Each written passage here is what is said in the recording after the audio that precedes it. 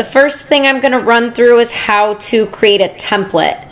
So you would click over here on the left-hand side on Setup, Transaction Templates, right here. In order to do a new one, you click over here on the right side on Add. We're going to do a sale packet. You click whatever it is that you're doing. So we're going to do a residential sale and hit Save. Now the only thing that you need to worry about on here is down here under Forms. So you're going to click Add to add in whatever forms that you usually use. So whatever you usually use for a purchase, scroll through here and add them in. That way they show up every time you go to do a transaction.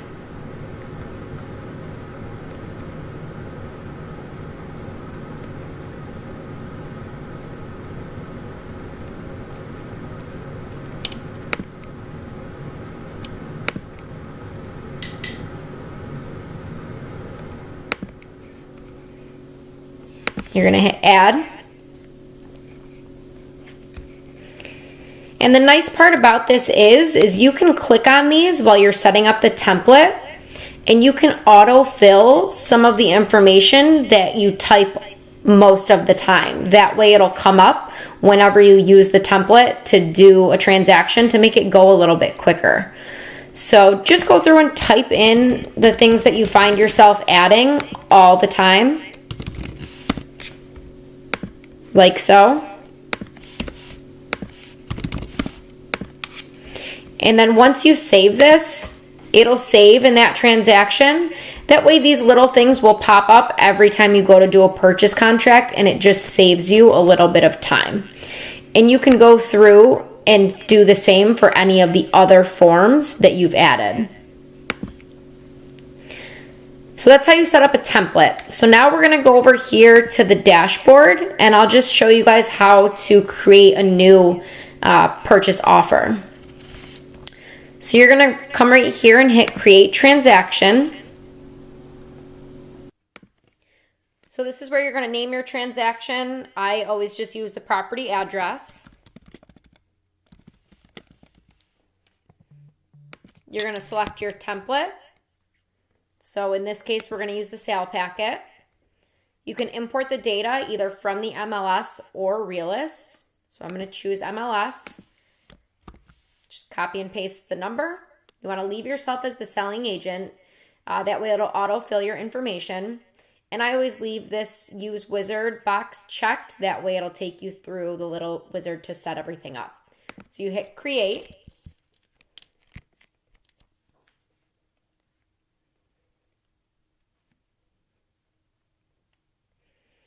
The only thing I ever use on here is the Contacts tab, so I scroll over to that. You can add a new contact, create a new transaction contact. Under the type, if you're adding your buyer, you're going to put in buyer.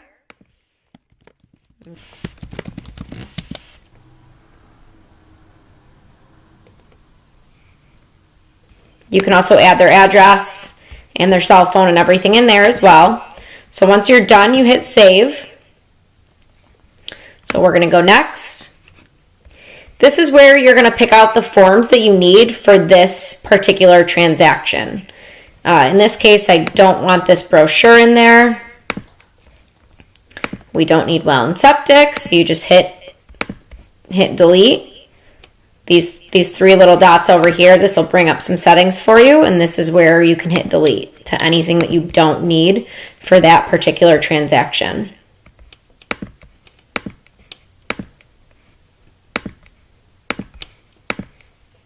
So once you have everything you want, you're going to click on them so you can start going through and filling out the rest of the information that you need for the contract. So it'll autofill a lot of the things that you need based off of the MLS and everything, but just go through and fill out anything that you're missing. And make sure you have all the information correct because you don't want to have to come back and redo it. So you can click here and you can switch between all of the forms that you have. Go through each form and make sure you have it fully filled out the way that you need it to be. And then once you have everything filled out, I always go back and double check my purchase contract just to check one more time that everything's correct. But once you have everything the way that you like it, you're going to click sign up in this right hand corner. That way it'll bring you over to Authentisign.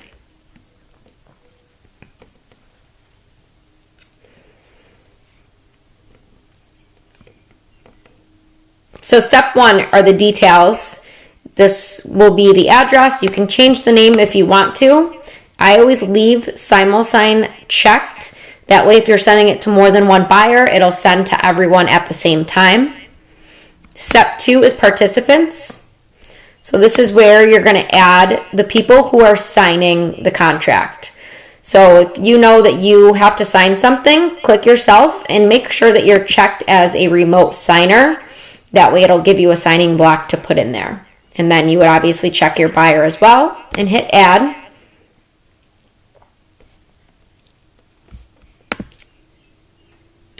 This little hand here will show you that you're missing something. So in this case, we forgot to put in Jim's email address, and you obviously need that. So you just go in and fill that out if you happen to forget something.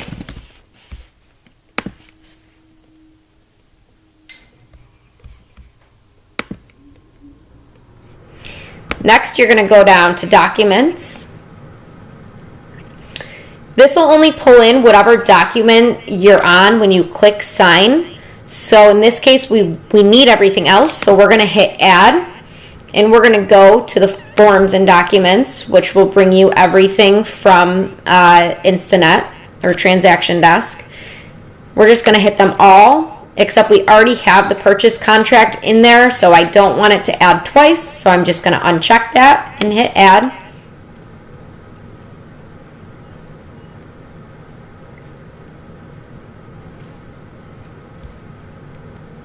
I always just hit save on this one.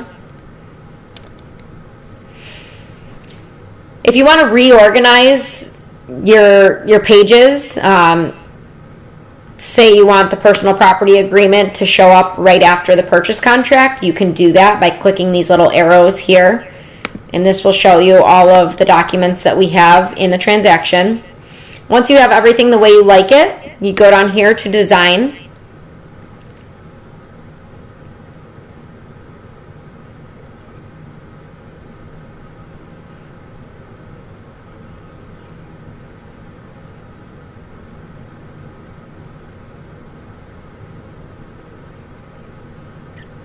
If you have a more lengthy contract, it sometimes takes a little bit longer to upload everything. So most of these initial blocks and signing blocks will autofill, but I always just scroll through to make sure everything is in the right place and that I have everyone that I want in the right places. Each initial block is filled out and each buyer signature box is filled out. You don't want to miss anything.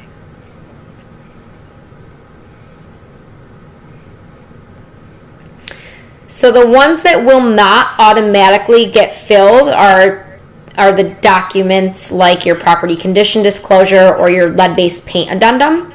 So this is where you'll have to go up in the right-hand corner, make sure your buyer is clicked. Drag and drop will give you the options of the initial blocks, the signing blocks, everything that you could need. Really, this sign here and this initial here are pretty much the only two that you'll use, unless you want to use one of these X's. So we need initials here, so you're just going to click and drag it over.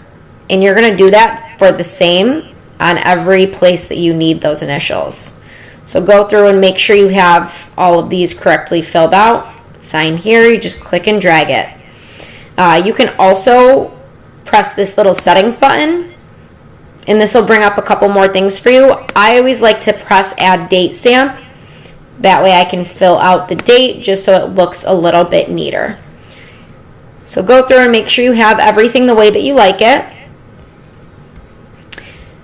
Now, if you did happen to make a mistake typing something, unfortunately, there's really no way to take something away once you're already here. You would have to go all the way back to Transaction Desk in order to fix it. But you can add writing in here. So if you go to Markup, it gives you these couple of tools. So say you're doing a counteroffer. Let me scroll back up.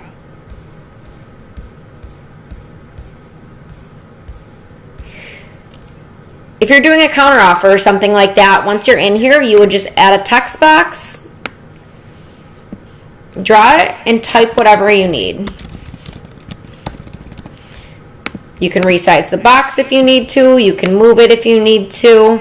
You can hit settings and change the font size, the font itself, the color, anything that you really need. You can do, and this trash can over here will get rid of anything that you maybe didn't mean to do or need deleted. So once you have everything placed in here, you're just going to click Next. And I added myself, but I forgot to do a signing block for myself, so it won't let you go forward. So I would go back and I would add my signature wherever I needed it. Click Next.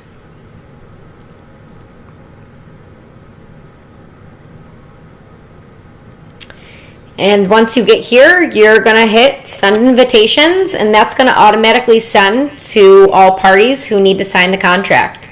Once they go through and they finish signing it and they hit complete, it'll automatically send back to you, and you will be done. So that's just a quick run through, basic purchase contract and template. If you have any questions, feel free to reach out to me. There are also a lot of smaller tutorial videos right here on the site. So if you need help, they have tons of help videos. And they even have pre-recorded webinars. But the help video section has tons and tons of videos. I mean, you see they have over 100 videos right here on anything you could need help with. And they're usually a couple of minutes long. So if you have a specific question, this really is a really good place to go. But otherwise, thanks for watching, and I hope this helped you out.